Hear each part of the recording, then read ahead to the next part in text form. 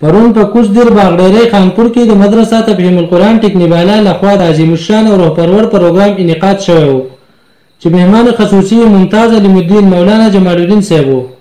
پروګرام کې د مختلفو مدارسو طالب علمانو او استادانو به شمول د علاقې خلکو په ګڼ تعداد کې شرکت وکړو. سابق ناظم اعلی جناب سلطان طیار صاحب په خپله وینا کې وویل چې په دې وخت کې څوک دیني کار کوي د دوی نه بل غوره څوک نشته. د مدرسې مدیر مولانا شاهد صاحب وویل چې مدرسې زموږ او ستاسو ضرورت دی، نو موږ به دا مدرسې مشترکه چلوو. د مدرسه تفهیم القرآن خانپور مدرس قاری ساجد شاه صاحب وویل د ډېر وخت نه موږ دا ضرورت محسوسوو چې زموږ مدرسې غیر اقامتي دي، نو موږ ته د یو داسې ادارې ضرورت دی چې هغه اقامتي وي. مولانا جمال الدین صاحب په خپله خصوصي وینا کې د دیني مدارسو په اهمیت او د دوی په راپېښو مسلو تفصیلي خبره وکړه.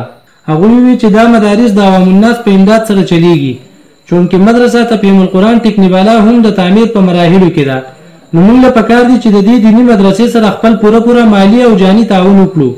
د مولانا صاحب د بیان نه وروسته خلکو د نغدو چندو، کالو او میاشتنې چندې ورکولو اعلان وکړو.